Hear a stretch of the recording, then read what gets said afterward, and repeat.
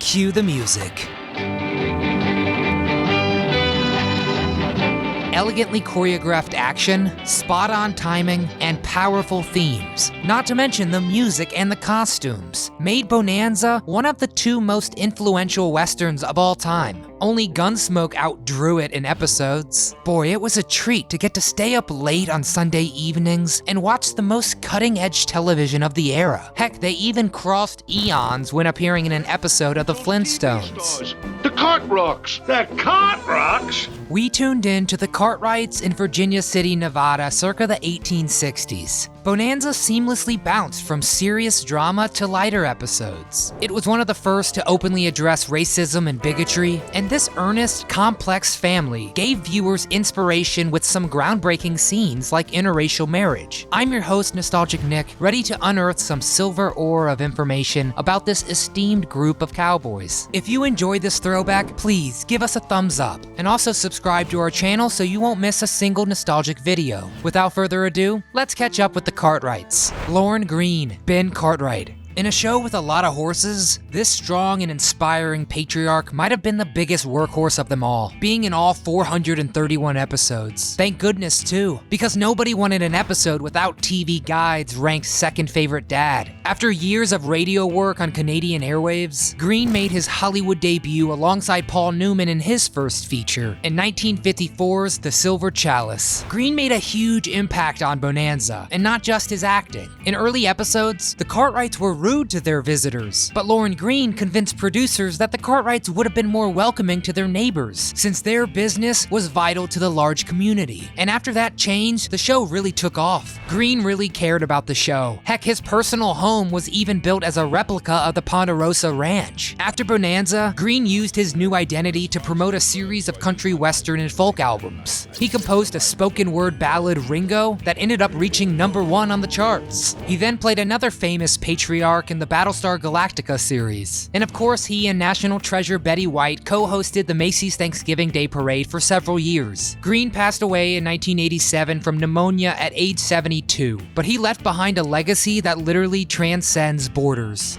Pernell Roberts, Adam Cartwright, the educated architectural genius and eldest Cartwright son. Adam, wielding a university education, had a lot to be proud of, but Roberts himself, not so much. He was turned off by the impersonal ways of TV productions. Less like a passion project and more like an assembly line. Give him more costume changes. And he also didn't like that Adam, even in his 30s, felt so needy about getting Pa's approval. So about halfway through the show, Roberts left. He returned to the stage, fulfilling his need for storylines he thought had more social impact. Roberts made good on this socially minded philosophy, joining in the marches from Selma to Montgomery. And a decade after leaving Bonanza, Pernell was back on a colossal television show, Trapper John MD. And if you watch this MASH spinoff, check out our deep dive video all about the fantastic cast of MASH. Pernell Roberts went through about as many wives as he did TV shows, marrying 4 times total. And in 2010, at 81 years old, Roberts died of pancreatic cancer.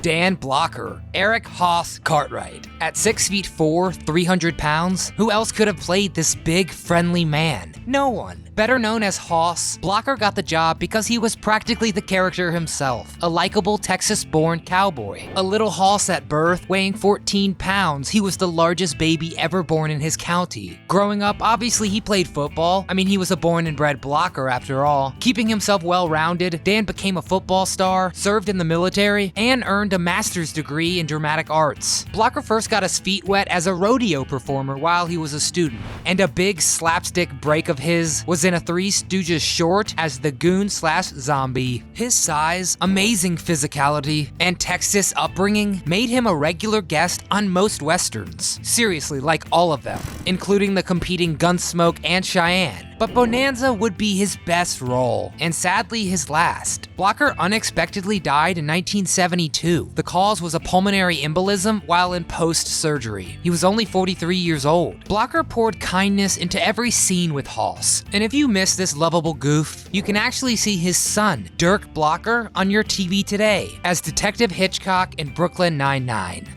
Michael Landon, Little Joe Cartwright, the little brother and only Cartwright born on Ponderosa, brought a lot of important energy and contagious laughter to Bonanza. Only 22 years old when the series first aired, Landon grew into a television Goliath and learned his craft on the Ponderosa Ranch, even dabbling in producing, writing, and directing, with great success. Some pretty dramatic and highly esteemed episodes can be tied right back to Landon himself, including the season 14 opener titled Forever. Landon's early life was the stuff of nightmares, and if you're a fan of this prolific actor, check out our video that takes a deep dive into this man's tumultuous beginnings. 1 year after Bonanza concluded, Landon put on a different hat and family role as the Ingalls patriarch in Little House on the Prairie. There he continued to act and direct, helping shape another monumental television series. Sadly, Landon passed away in 1991 of pancreatic cancer at just 51 years old. Ray Teal, Sheriff Roy Coffey. Experience is the best teacher. In his career of 37 years, Ray appeared in over 300 films and TV shows. That made him the perfect analog for old, persistent Sheriff Roy Coffey, who was roaming Virginia City before many of its residents were even born. If you remember the episode No Less a Man, the Virginia City Council wants to replace Roy with a younger man. But when bandits terrorize the town, Coffey proves once again that know-how and experience is second to none. Teal was a character actor with humble roots that grew into something huge. He became pretty synonymous with the Western genre. Sheriffs, saloons, and Ray Teal, and Bonanza definitely helped that association. But outside the show, he cemented his legacy with roles like the Sheriff in Kirk Douglas's Ace in the Hole. Teal passed away at 74 of undisclosed causes, but we can still visit him whenever we want in his enormous body of work. Give Marlon Brando's The Wild One a rewatch to see Teal as the indulgent bar owner. Guy Williams, Will Cartwright. After Pernell parted ways with the show, former Zorro star Guy Williams rode in as Ben's nephew. Ta-da! The 4 Cartwright format remained for a hot second. You think $5,000 is gonna make you that fast with a gun? Apparently Landon had an issue in the cuteness competition and had Guy booted from the show. Don't worry about Guy. He went on to land the father of the Robinson family on the smash hit Lost in Space. But I'm curious, do you remember Guy Williams' 5-episode stint? Let us know in the comments.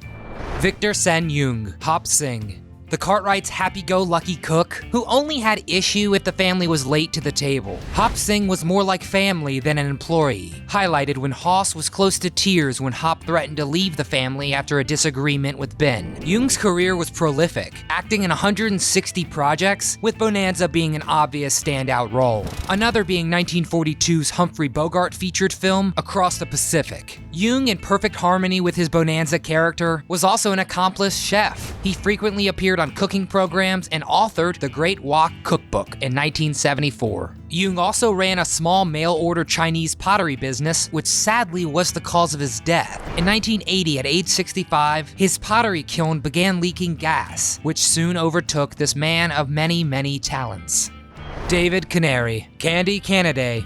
We got to watch Candy go out on a limb for his employers, oftentimes risking his life for the Cartwrights. David Canary almost never became Candy, the brave and bold army brat turned cowboy. He was actually drafted by the Denver Broncos in the inaugural 1960 AFL draft. Thankfully, he loved singing and acting too much, and went on to have one of the best character arcs of the show. After Bonanza, he was in a staggering 1,211 episodes of All My Children as Adam Chandler and his twin, Stuart. He won 5 Daytime Emmy Awards out of an impressive 16 nominations. He made appearances on All My Children up until 2 years before his death of natural causes at the age of 77.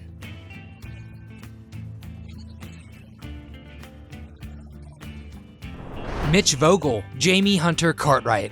A contract dispute drove away David Canary as the young, rough-and-tumble family confidant. So enter Mitch Vogel. At just 12 years old, Mitch played orphan Jamie Hunter, who eventually is welcomed and adopted as a Cartwright. Shockingly, at 12, this wasn't his first rodeo. He had already proven himself by earning a Golden Globe nomination for the Steve McQueen-led film The Reavers. After Bonanza, Vogel continued to act and had a starring role in a film called Texas Detour in 1978. But after that, he took a detour of his own and retired from acting. Mitch moved to Pittsburgh and formed a band, got happily married, and had 2 kids. Today, he's in his mid-60s, living in Southern California, using his acting experience to direct and act in church plays. But don't worry, his band still plays occasionally too. Rock on, Mitch. What a show. The Cartwrights were examples we could set out to become. Righteous, hard-working, and well-respected. They'd work from early in the morning until they'd sit down for dinner. Was Sunday Night Bonanza a regular calling point in your household? Did you hear the theme song from the other room and come running? Who was your favorite character? Tell us in the comments. We want to read your memories. And also, tell us what other video topics you'd like to see us tackle. If you enjoyed this throwback to a simpler time, it really would mean the world to us if you would like this video and subscribe to our channel. From the whole family here at Do You Remember, thanks for watching.